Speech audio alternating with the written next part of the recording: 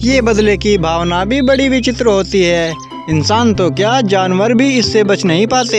एक बार की बात है, किसी जंगल में एक गीदड़ और एक लोमड़ी रहा करते थे। यूँ कहने को तो वो दोनों एक दूसरे के बहुत अच्छे दोस्त थे, लेकिन अंदर ही अंदर दोनों एक दूसरे से जलते रहते थे और एक दूसरे से बदला लेने की सोचते रहते थे। एक दिन लोमड़ी गीदड़ से बोली, गीदड़ मामा, टीले के उस पार गुफा में शेरनी ने बच्चे दिए हैं।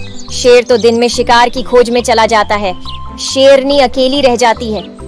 चलो चलकर उसके बच्चे उठा लाते हैं। बहुत दिनों से नरम नरम मांस खाने को नहीं मिला। ना लोमड़ी मौसी, मैं नहीं जाऊंगा शेर की मांद में, मुझे तो डर लगता है। क्या गीदड़ मामा, तुम भी कितने डरपोक हो। शेरनी तो अभी बहुत कमजोर है। फिर मैं जो हूँ तुम्हारे साथ, मजाल है जो कोई तुम्हारी तरफ आंख भी उठाकर देख सके। अंत में यह तय हुआ कि गीदड़ लोमड़ी की पूंछ में पूंछ बांधकर चलेगा। फिर दोनों ने ऐसा ही किया। दोनों ने एक दूसरे की पूंछ में पूंछ बांधकर चलने लगे। अब हुआ ये कि जैसे ही शेरनी ने देखा कि वे दोनों उसकी गुफा की तरफ आ रहे हैं, तो उसने अपने बच्चों को बचाने के लिए एक तरकीब सोची। जैसे ही दोनों गुफा के पास पहुँचे, शेरनी उन्हें सुनाने के लिए तेज आवाज में बोली, अजी सुनते हो, मैं कब से तुम्हें कह रही हूँ, मेरा गीदड़ का मांस खाने को जी कर रहा है। जल्दी से जाकर एक गीदड़ पकड़ लाओ कहीं से। गीदड़ ने जैसे ही ये सुना तो भागा वहाँ से, डर के मारे सिर पर पैर रखकर। और लोमड़ी थी कि बेचारी छिलती चली गई उसके पीछे पीछे। ज्यादा रगड़ खाने के कारण लोमड़ी के शरीर पर मोटे मोटे छाले पड़ गए। बस उसी दिन से लोमड़ी ने तय कर लिया कि गीदड़ से बदला जरूर लेगी। एक किसान ने अपने खेत में गन्ने बो रखे थे। लोमड़ी रोज रात को वहाँ पर आती और मजे से गन्ने खाती थी। कुछ गन्ने खाती और कुछ तोड़कर डाल देती। सुबह किसान आकर देखता तो उसे बड़ा गुस्सा आता। एक रात वह खेत में डंडा लेकर एक पेड़ के पीछे खड़ा हो जाता है। लोमड़ी रात में आती है तो वह किसान को छुपा हुआ देखती है, तो वह तुरंत समझ जाती है और गीदड़ से कहती है, गीदड़ मामा, यहाँ से थोड़ी दूर पर ही एक गन्ने का खेत है, उसमें ढेर सारे गन्ने लगे हैं, चलो चलकर दावत उड़ाएं। गीदड़ महाराज फिर से उसकी बातों में आ जाते हैं और दोनों दौड़ने लगते हैं। और जैसे ही वे खेत में पहुँचते हैं तो गीदड़ तो लगा जोर जोर से गन्ने खाने। गन्ना खाते हुए वह बड़ा खुश हो रहा था। इतने में लोमड़ी वहाँ से वापस चल देती है और दूर जाकर छुपकर खड़ी हो जाती है। अब गीदड़ की तो आदत होती है, जैसे ही कुछ खाने को मिलता है तो वह तो जोर जोर से शोर मचाने लगता है। अब गीदड़ लगा जोर से शोर मचाने। ये आवाज किसान तक पहुंच जाती है और किसान डंडा लेकर गीदड़ को दौड़ने लगता है पीटने के लिए और उसकी कमर लाल कर देता है। लोमड़ी ये सब देखकर बड़ा खुश होती है।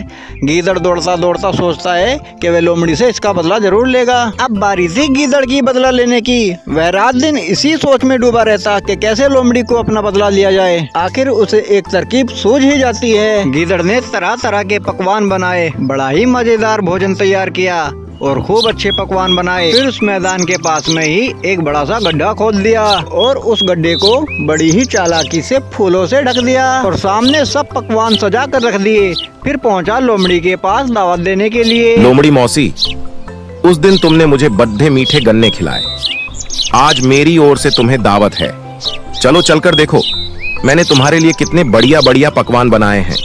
पकवान का नाम सुनकर लोमड़ी के मुंह में पानी आ जाता है और वह तुरंत ही उसके साथ में चल देती है। वहां पहुंचकर लोमड़ी ने देखा कि वाकई में वहां पर ढेर सारे पकवान रखे हुए थे, खूब अच्छी तरह से सजा कर रखा था और पास में ही फूलों का ढेर भी था बैठने के लिए।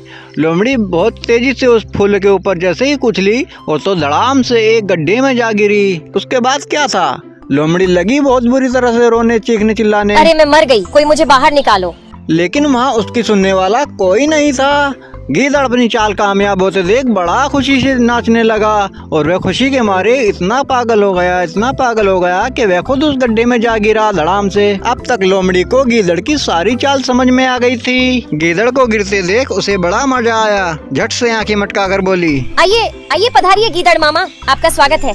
इतना सुनना था कि गीदड़ बहुत शर्मिंदा हुआ। लोमड़ी की बातें सुनकर उसे बड़ी शर्म आई। खैर अब जो हुआ सो हुआ, लेकिन वह दोनों बाहर निकलने की सोचने लगे। आखिरकार लोमड़ी के दिमाग में एक आइडिया आया। वह गीदड़ की पीठ पर चढ़ गई और बाहर निकल गई।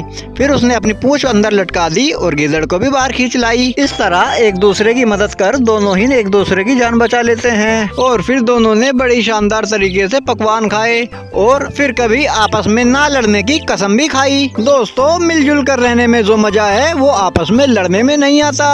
फिर उनका वक्त बड़ी मजे से गुजरने लगा। इस कहानी को देखने के लिए धन्यवाद। कृपया हमारे चैनल को सब्सक्राइब